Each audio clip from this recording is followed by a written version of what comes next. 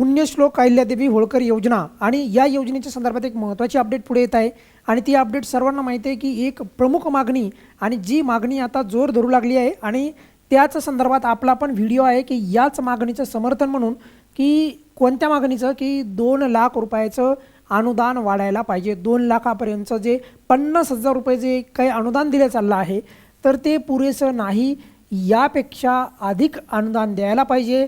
तर ते किती द्यायला पाहिजे तर 2 लाखापर्यंत अनुदान द्यायला पाहिजे। कुणाला?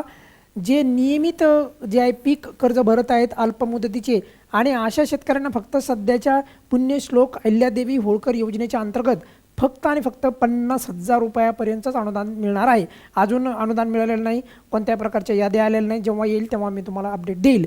पण एक खूप महत्त्वाची गोष्ट म्हणजे बघा की आता काय होत आहे सध्या की मागणी एक आता जोर धरत आहे आणि तीच मागणी अत्यंत महत्त्वाची अशी आहे की त्या मागणीच्या अंतर्गत 2 लाख रुपयाशिवाय पर्याय नाही। 2 लाख रुपयापर्यंतचं जे अनुदान आहे प्रोत्साहनपर अनुदान तर ते शेतकऱ्यांना देण्यात यावं, अशा प्रकारची मागणी वेगवेगळ्या स्तरांमधून शेतकरी बांधवांमधून आता एका सुरामध्ये पाहायला मिळत आहे। आणि त्यामुळेच बरेचशा लाभार्थ्यांनी विचारलं की सर या संदर्भात व्हिडिओ बनवा की जेणेकरून आपली जी मागणी आहे की नियमित कर्जदार शेतकऱ्यांना जे आहे 2 लाख रुपयाचं जे आहे अनुदान हे मिळालं पाहिजे। 50,000 रुपयाचं अनुदान काय नाही आहे म्हणजे ते पुरेसं नाही आहे। मी यापूर्वीच्याच व्हिडिओमध्ये ते अगदी स्पष्ट सांगण्यात आलेलं आहे माझ्याद्वारे, मी ते अगदी जे आहे ते स्पष्ट सांगितलं तुम्हाला आणि ते खरंच आहे अगदी। ते म्हणजे 50,000 रुपये त्याला काही फायदा पण नाही बघा। राहिला मुद्दा बघा विविध संघटनांकडून पण हीच मागणी होताना दिसत आहे, कोणती? 2 लाख रुपयापर्यंत अनुदान वाढवा, फक्त 50,000 रुपये पुरेसे नाहीत।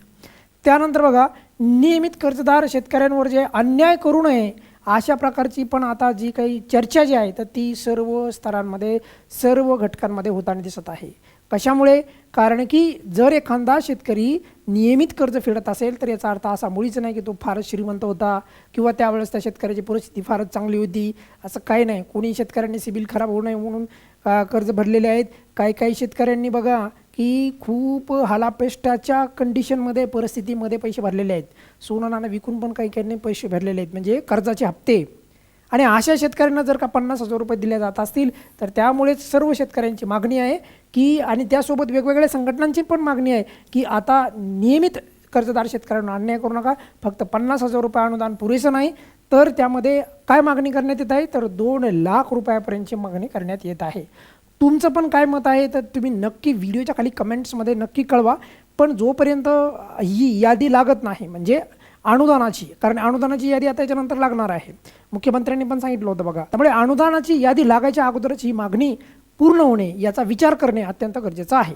या व्हिडिओमध्ये आपण इथेच थांबूयात बघा। कोणत्याही प्रकारची जर अपडेट आली कर्जमाफीच्या संदर्भात तर नक्कीच आपल्या चॅनलवर देण्यात येईल। या व्हिडिओमध्ये आपण इथेच थांबूयात। धन्यवाद।